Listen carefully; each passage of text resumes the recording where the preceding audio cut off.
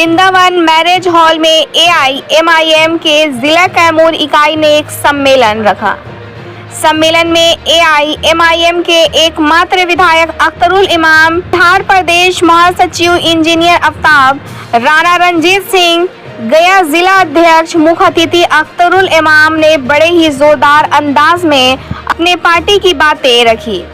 पत्रकारों से वार्ता करते हुए उन्होंने कहा कि सभी लोग अपनी अपनी पार्टियां बना रहे हैं, तो हम क्यों नहीं बनाएं। पत्रकार के पूछे गए इस सवाल के जवाब में क्या जमा खान हमारे जिला का कार्य कर रहे हैं, जो मंत्री अल्पसंख्यक कल्याण हैं। उन्होंने कहा कि नीतीश कुमार मदारी और जमा खान जमूरा हैं, उनको मंत्री मत कहिए। एक पत्रकार ने उसे मुसाफिर खाने की मुतालिक पूछा तो उन्होंने प्रशासन को कह दिया कि वह प्रशासन समझें। आप देखिए उन्होंने अपने भाषण में क्या कहा है। ब्यूरो रिपोर्ट, बिहार दर्शन। इकाई के हमारे जिम्मेदार और जिला के संगठन प्रभारी जनाब भाई हनीम साहब, डाइस के सचिव वर्मा, बिहार एमआईएम के जनरल सेक्रेटरी और मुख्य कासीसी, पार्टी के दिल और दिमाग जनाब इंजीनियर आफ्ताब अहमद साहब, बिहार में एआईएमआईएम को नई तवानाई बख्शने वाले और फिरका परस्ती के इल्जाम लगाने वाले, उनके मुंह पर तमाचा रखने वाले नौजवान लीडर जनाब भाई राणा रंजीत साहब, सेक्रेटरी, प्रदेश सेक्रेटरी एआईएमआईएम बिहार, पड़ोसी जिला गया के डिस्ट्रिक्ट प्रेसिडेंट जनाब भाई अजहरुल वारी साहब, गया से तशरीफ फरमा जनाब भाई तालिब ईरानी साहब, फुलवानी शरीफ पटना से तशरीफ फरमा पार्टी के जिम्मेदार साथी जनाब भाई समीउल हक साहब, रिटायर्ड कैप्टन, यहाँ पे तशरीफ फरमा हमारे बुजुर्ग लीडर ईमान रफीक साहब, बड़े इनकलाबी साथी जनाब भाई मासूम साहब, महफिल की निजामत में रहे एजाज अंसारी साहब, पार्टी के पुराने हमदम और रफीक भाई जनाब इमरान साहब, ससुराल से आए हुए अजीजी ईरानी साहब, यहाँ पर मौजूद पार्टी के जिम्मेदार जनाब भाई साजिद साहब, जनाब भाई एजाज साहब, भाई इमरान साहब, वकार साहब, सैयद खान साहब, रिजवान कुरैशी साहब, राजा कुरैशी साहब, हाजी मजवान साहब, हाफिज एजाज साहब, हसीब अंसारी साहब, अयूब साहब नेता, जनाब भाई अरमान खान साहब, शेख सादिक साहब, सफीर खान साहब, साहिब कुरैशी साहब, दुआर अलसलाम खान साहब और यहाँ पर मौजूद पार्टी के सभी जिम्मेदार साथियों, नौजवानों, मोहतरम बुजुर्गों, अजीजों और मीडिया के जानकार साथियों, इस वक्त हम और आप कैमूर जिला के कारकुनान के इजलास में मौजूद हैं और कारकुन किसी भी जमात के लिए रीढ़ की हड्डी की तरह है। रीढ़ की हड्डी अगर मजबूत हो तो इंसान वजन 40 किलो हो वो 80 किलो की बोझ को उठा लेता है। अगर रीढ़ की हड्डी कमजोर हो, टूटी हुई हो, तो अपने जिस्म को लेकर चलना भी मुश्किल हो जाता है। मुझे इस बात से बड़ा इत्मीनान हो रहा है कि जिला के इतने जिम्मेदार कारकुनों की इतनी संजीदा इजलास हो रहा है और आपकी पेशानी की लकीरों पर इत्मीनान और आंखों में जो रमक देख रहा हो, यकीनन इस बात की अलामत है कि इंशाअल्लाह अज़ीज पहाड़ों के दरमियान में घिरा हुआ यह इलाका मजबूत चट्टानी और आखिरी इरादे के लोग, हाथ की वो चमकती हुई सोने के रंग की पिछी हुई सोने की समझे पद पर बैठे हुए लोग, ऐसा लगता है कि आने वाले दिनों में जिन लोग जो उम्मीदें हम लोगों ने की है कि इंशाअल्लाह अज़ीज यूपी के सरहद से भी एमआईएम का झंडा बुलंद हो। और मैं इसका शुक्रिया कैसे अदा करूं कि एमआईएम का झंडा यही पड़ोसी असेंबली हल्के से पिछले दिनों से एक शख्स जो लड़कर आज बीजेपी और जदयू के हाथ में खिलौना बन गया, उसके बढ़ जाने का सदमा तो जरूर है, लेकिन एमआईएम के झंडे तलवा आपने उसको सहारा दिया है, इसके असमर्थ को कभी नहीं भूला। मेरे भाइयों, मैं इस वक्त आपसे हमारे जिम्मेदार साथियों ने और हमारे बुजुर्ग नेता जनाबे इंजीनियर आफ्ताब अहमद साहब, जिसकी आधी से ज्यादा जिंदगी कांग्रेस को मिल रही है और बिहार स्टेट के इस स्पोक्समैन भी रहे, उनके पॉलिसी सास कमेटी के मेंबर भी रहे और आज बेलौस तौर पर उसने अपनी जिंदगी वक्त हम एमएलए मुमकिन है आप एमएलए बनना चाहते हैं, लेकिन ये वो शख्स है न अपने बेटे के टिकट का उम्मीदवार है, न भतीजे के ठेकेदारी का उम्मीदवार है, न अपने गली की सड़कों में बिजली और नाली की का तलबकार है। इस शख्स ने अगर अपनी जिंदगी वक्त कर दी है तो मजदूर और मजलूम मिलत को इंसाफ मेरे भाइयों, इस वक्त कौन क्या कहता है, हाथी चले बाजार कुत्ता भूखे हजार, ये बुजुर्गों ने बहुत पहले कह दिया है। कौन मुझे क्या कहता है, किसी से हमें सर्टिफिकेट देने की जरूरत नहीं है। एमआईएम मुसलमानों की नहीं, एमआईएम मजलूमों महरूमों की मकबूलों की जमात है जो बिला तफरीक मजहब और मिल्लत जब भी किसी पर मुसीबत आए सबसे पहली आवाज का कोई इंसाफ उठाने वाली कोई जमात है, उसका नाम मजलिस इत्तेहाद मुस्लिमीन।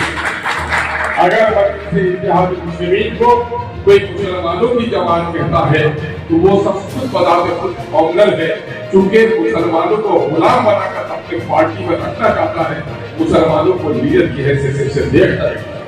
इसलिए एक तालीमों की बातों पर ज्यादा फिक्रमंद होने की जरूरत नहीं।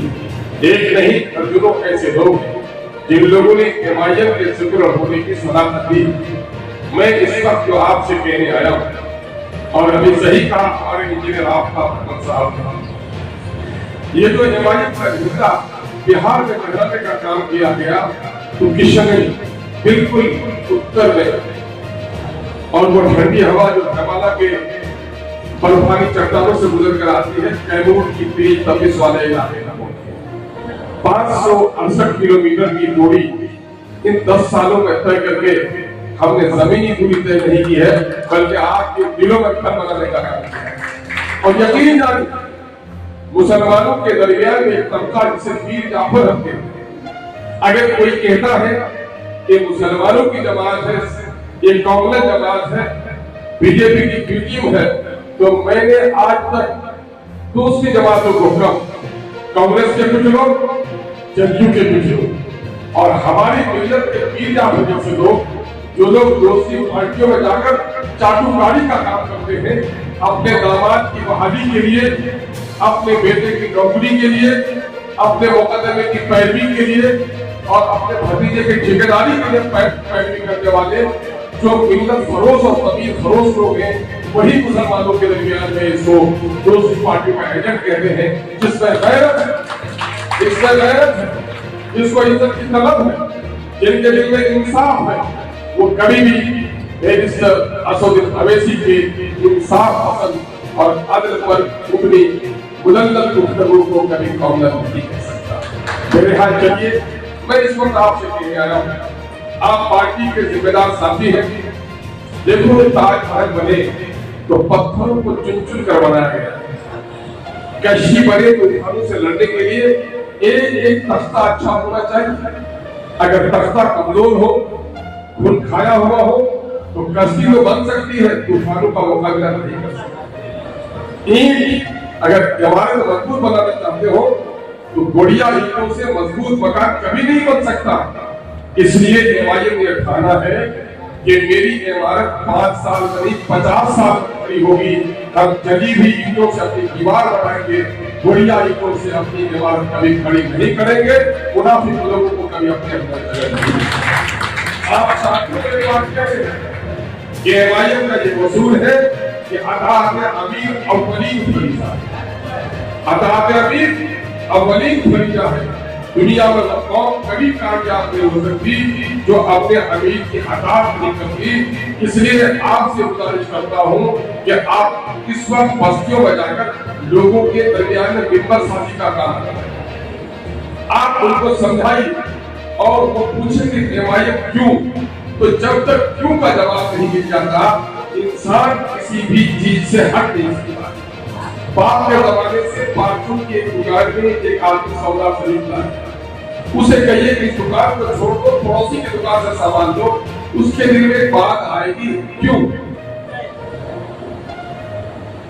आप कहिएगा कि इस बस में बैठो, ये जो इसके बाद आने वाली बस है उस पर बैठो, पटना चलेंगे, वो कहेगा क्यों। अगर आप क्यों का जवाब देकर उसे मुतमईन कर देंगे तो वो आदमी आपका भी बन जाएगा। मैं उसकी एक तफसील अक्सर वजाहत देता हूँ कि बस पर बैठा हुआ एक नौजवान है और अगर हमारी पार्टी मजबूत हो रही है तो दूसरे लोग की नाकामी है।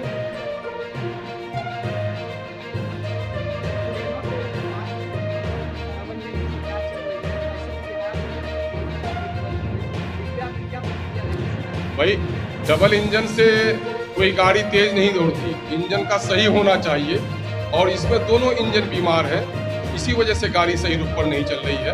कमीशन खोरी आम है, हर दिन कत्ल गारतगिरी है, बेटियों की इज्जत लूटी जा रही है, बैंक लूटे जा रहे हैं, हॉस्पिटलों में कमीशन खोरी हो रही है, जितने पुल पुलिया इमारतें बन रही हैं उसमें हद दर्जा जो 1 करोड़ का काम है वो 50 लाख से कम में होता है। आवाम के पैसों का बंदरबाट हो रहा है। बिहार में सिर्फ यही नहीं कि क्राइम बेकाबू है, बिहार में जो करप्शन है वो भी बेकाबू है और बिहार में उससे बड़ी बदनसीबी आई है कि नीतीश कुमार जी ने अफसर को लाल फीताशाही को इतना सर पर चढ़ा दिया है कि जमहूरी कदरें पामाल हो रही हैं, मुखिया की इज्जत नहीं है, जिला पार्षद की इज्जत नहीं है, मंत्री की भी हालत ऐसी है कि वो अपने विभाग के सचिव से बात करने से घबराता है। सबसे बड़ा जो बिहार का नुकसान नीतीश कुमार जी ने किया है कि बिहार के लोकतंत्र को उसने रासातल में पहुंचा दिया है और अफसरशाही के हवाले बिहार को कर दिया। सबसे बड़ा सवाल ये है कि आप कहते हैं कि एमआईएम को सपोर्ट कीजिए, जब जनता एमआईएम को सपोर्ट करती है, अपनी नुमाइंदा चुन कर विधानसभा में भेजती है, तो वही नुमाइंदा जो है किसी पार्टी को मतलब कल बदल देते हैं, किसी पार्टी में चले जाते हैं, जनता कैसे भरोसा करें? नहीं, यकीनन है जो बातें आपने कही आपकी दिल की बातें हैं, लेकिन ये दुनिया असबाब की दुनिया और हादसात की भी दुनिया है। जो पार्टियां इस वक्त बरसरे इख्तदार हैं, राजद और कांग्रेस के लोगों से भी पूछिए, कर्नाटका में तर्जुमन लोग एक ही दिन गायब हो गए, मध्य प्रदेश में कितने लोग गायब हो गए, कांग्रेस से टूटकर भाजपा में चले गए, भाजपा से टूटकर कांग्रेस में आ गए। ये उसूल पसंदी का जनाजा हो गया है देश में। यकीनन ये सदमे की बात है, लेकिन उस खातून के बारे में क्या कहिएगा जिनकी कोई औलाद न थी और पहली औलाद की इंतकाल हो गई, तो क्या माँ बनने की आरज़ू नहीं? यकीनन है लोग आएंगे और जाते रहेंगे, हम उसकी परवाह नहीं करते। बेगैरत और बेज़मीर लोग हैं, पार्टी को ऐसे लोगों को पहचानने में गलती हुई है और यकीन है जिन लोगों ने दगा दिया है आवाम उसको ऐसी सबक पढ़ाएगी कि उसकी नस्लें उसे याद रखें। चुनाव में एमआईएम की क्या रणनीति होगी? हमें मेरा मामला साफ साफ है, हम धोखा फरेब पर नहीं बात करते, हम उसूल पसंदी की बात करते हैं। हम ये कहते हैं कि मौजूदा वक्त फिरका परस्ती मुल्क के लिए सुम्म कातिल है, एक जहर है, उसको हटाने के लिए लाइक माइंडेड पार्टियों का एक समूह बनना चाहिए। सो कॉल्ड सेकुलर ही सही, अगर कोई मुझे अपने गठबंधन में ले तो तैयार हूँ, मेरे साथ आए तब भी मैं उसको लेने के लिए दूँ। मेरे दिल और दरवाजे दोनों खुले हुए हैं। हमारे इंजीनियर आफ्ताब अहमद साहब पटना में मुकीम रहते हैं और रातों दिन उनकी ये फिक्र है कि किस तरह से बिहार में अक़लियतों को, दलितों को इंसाफ दिलाया जा सके। और इस वक्त हमारी पार्टी ने एक बड़ा काम किया है कि अभी पिछले दिनों में पार्टी ने इलेक्शन लड़ा है पार्लियामेंट का, तो हमने 4 मुस्लिम लड़े हैं और 4 नॉन मुस्लिम लड़े हैं और उसमें बिहार के एक बड़े नेता सीताराम बाबू के बेटे जनाबे भाई रंजीत राणा साहब जो शिवहर से हमारे कैंडिडेट हैं, वो हमारे साथ हैं। गठबंधन बने बना बने, लेकिन हमने हिंदू मुस्लिम दलित और पिछड़ों का जो समूह बनाया है, हम अकेले तौर पर भी बिहार में लड़ने के लिए सक्षम हैं। ये उत्तर प्रदेश में जो हमारे साथ हो रहा है उसके बारे में सर आप क्या कहें? यकीनन है जुल्म और ज्यादती है। किसी जमहूरी मुल्क में नागरिकता, समान नागरिकता सबको हासिल है, इसलिए सबकी इज्जत, सबकी आबरू महफूज रहनी चाहिए। टीका और टोपी में कोई तफरीक नहीं होनी चाहिए और मोदी की सरकार चूंकि तरक्की के तमाम तर पैमाने में फेल हो गई है। यही वजह है कि बाबरी मस्जिद के टूटने और गुजरात के दंगा होने से उनको फायदा हुआ है।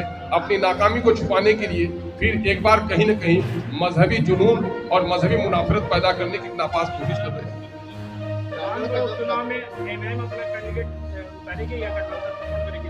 अब देखिए, हमने तो यहाँ अपना इलेक्शन लड़ने का फैसला किया है। हम अपने संगठन के लोगों से विचार करेंगे। हम गठबंधन में भी जा सकते हैं, गठबंधन में ले भी सकते हैं, लेकिन ये बात तय है कि बराह रास्त हो या बिलवास्ता हो, डायरेक्ट भी फाइट कर सकते हैं। अगर हमको कोई एतमाद का आदमी मिल गया तो हम उसकी हौसला अफजाई भी कर सकते हैं, लेकिन पार्टी रामगढ़ में इलेक्शन लड़ेगी, इस बात का है। क्या बिहार प्रदेश की या किसी भी राज्य की जो होता है उसमें क्या हमारा कैंडिडेट निकलेगा?